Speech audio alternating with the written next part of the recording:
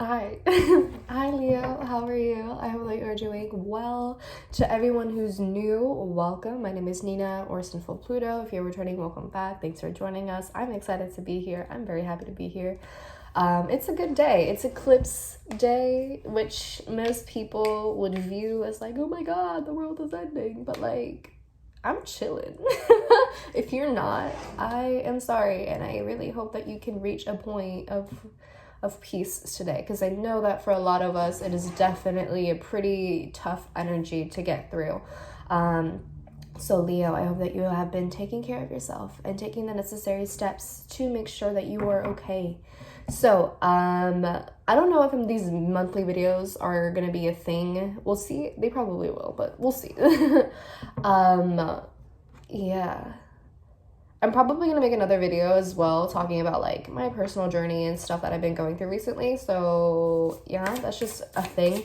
But aside from that, hello, Leo. We're going to go we're going to get into what is in store for you in January 2020. This is going to apply to Leo, Sun, Moon, Rising, and Venus in Tropical and Sidereal. If you don't know what any of those are, any of your placements are, you can go to astro.com and they'll give you everything that you need to know. And take this with a grain of salt, okay? It's not going to apply to everyone. Take what applies, leave what doesn't. Not everything that I say is set in stone. Nothing I say is set in stone. Nothing I say is law. Use your discernment, use your critical thinking, and most of all, have a good time. So let's get into it. I'm using a new deck. I'm so excited. It's the Light Series Tarot. It'll be linked down below if you're interested. I've been wanting this deck literally for months, and I finally got around to getting it. So let's get into it, darlings. All right, Leo. What is in store for my Leos? Oh shit! God damn it! I saw the Queen of Wands, so that's your energy, which I love. All right, so what is in store for my Leos, January 2020? What is in store for my Leos, January 2020? What do Leos need to know this month? What should they expect? Ooh, okay. All right, so we have the Eight of Wands. Ooh, I love that shit. That's that good shit. Okay, we have the Eight of Wands. So a lot of forward movement. Maybe some of you are moving forward very quickly with some sort of project, an idea, a concept. Maybe you're literally moving somewhere, but I see a lot of progress being made with this card. Ooh, we have Temperance. Oh, bitch. Okay, we have a Temperance, which is Sagittarian energy. We have the Ace of Cups, bitch. I swear to God. We have the Queen of Wands. We have the Six of Swords. And then we have the Ten of Cups reversed. Interesting. But under that is the Six of Cups. And then under that is the Knight of Cups reversed. So let's get into this. Oh, we at the bottom of the deck, we have the Lovers reversed. Not at the bottom, at the top. We have the Lovers reversed with Gemini energy. Interesting. Okay. This is so cool. Okay. So, Leo.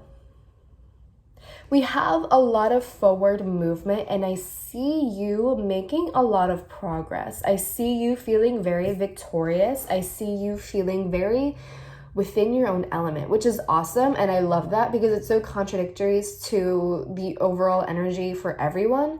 I feel that you and Libra are the ones that are really like prospering this month, which is fucking great. I love that. I live for it. And I feel that you're not really taking anyone's shit anymore. I really feel that you're just over it. And I feel that a lot of you are just working towards victory, and you're working towards things that make you really happy. I like the Six of Swords because this to me talks about how you're moving forward from a really dark place. Maybe in December, the holiday season can be a pretty dark period for some of us, right? It can be really dark, very heavy for many different reasons and different circumstances.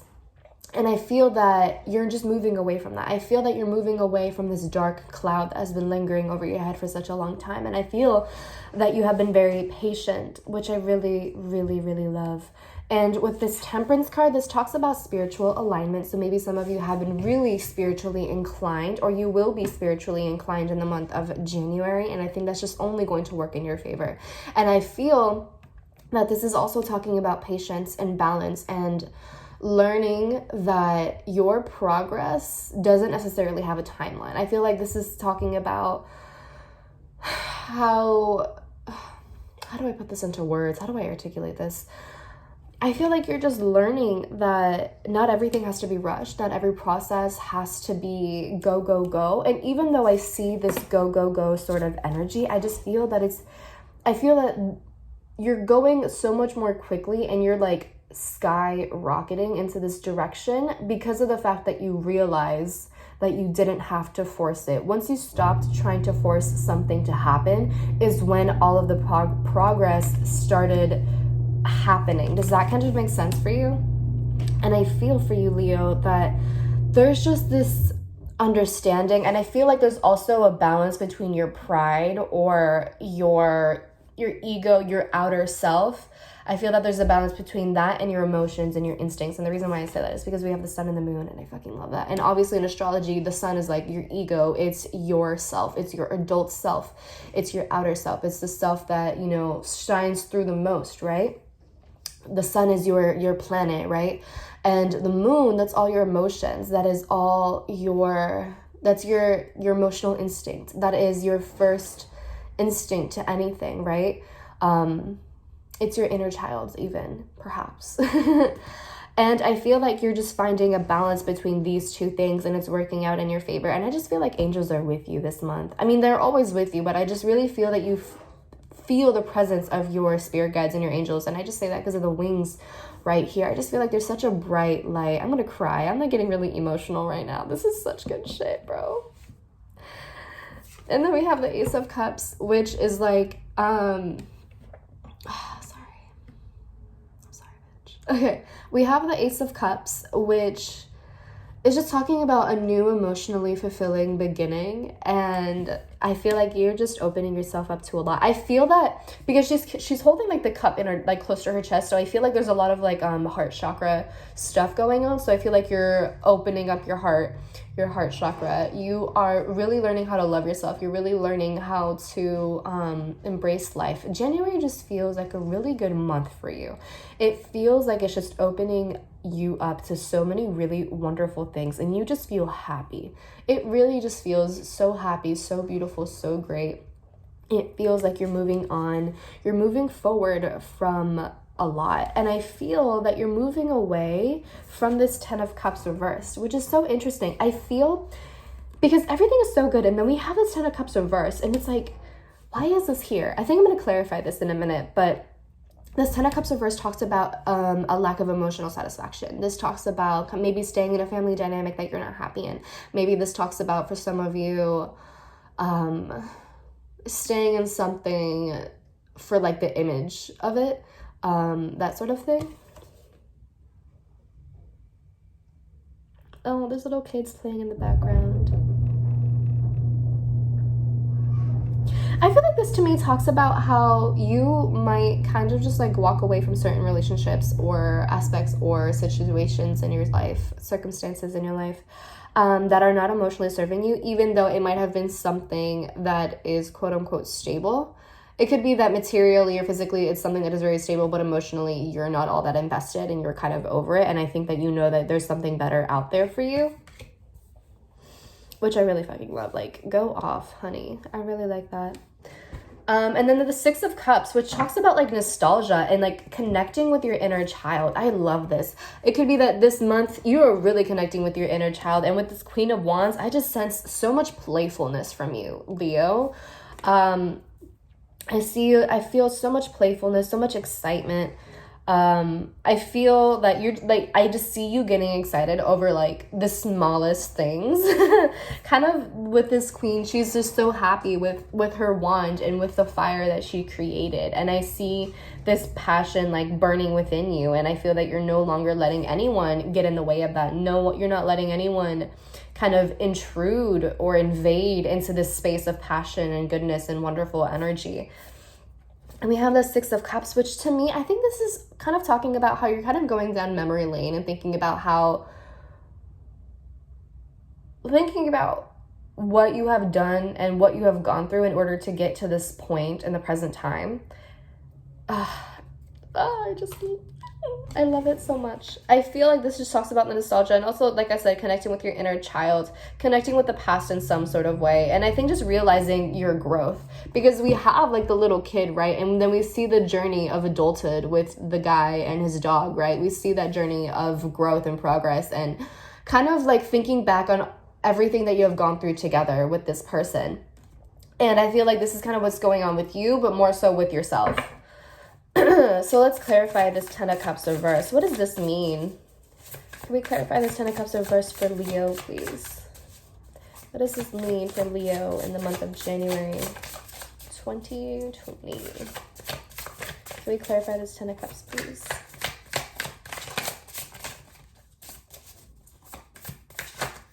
Oh, shit, that was way too many cards.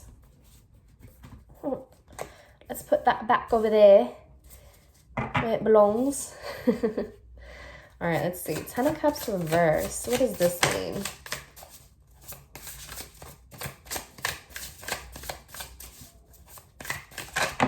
Oops. All right, we got a card that fell out. All right, what is this? Again, Lovers reversed. Okay, so this for some of you, I feel like this has to do with some sort of relationship. It doesn't necessarily have to be romantic, although it could, but I feel like there's something that's something that's trying to hold you back. Or maybe for some of you, it could be that you feel all of this really wonderful energy, you see it, but there's kind of like a part of you that could be wanting to maybe hold on to this relationship, this person, this circumstance, this whatever this is, because it's comfortable and because there are good memories that you have created, but ultimately at this time it's just not emotionally fulfilling for you. It could be that in the beginning things were like really good and things were really, really happy and it felt like this was paradise. It felt like you would, live the rest of your life with this person, or you would be friends with for the rest of your life with this person. You like had plans that you would like be next door neighbors and like have kids, and the kids would be like best friends, and it would be like that little union, that little family, right? And I feel that with this 10 of Cups reversed and this Lovers reversed, it kind of just feels like that spark kind of died. There might be distance between you and this person. Maybe there's a sense of defensiveness, and maybe this person sees that you are, I think, realizing more of your potential and realizing that there is more for you to explore, that this isn't the end of the path for you, that this isn't the end of the road, that this isn't, where things kind of stabilize for you. There's more for you to explore. There's more for you to learn. There's more for you to do, I feel like. And maybe that person is really defensive about that and they don't like that. And maybe they're trying to hold you back in that way. Maybe that's something that you are going through, right? And they're trying to like keep you in that comfortable state, because by doing that they get to continue living their version of reality. They get to continue living the dream that they have created for themselves. But it feels like your dream and their dream, it's divergent.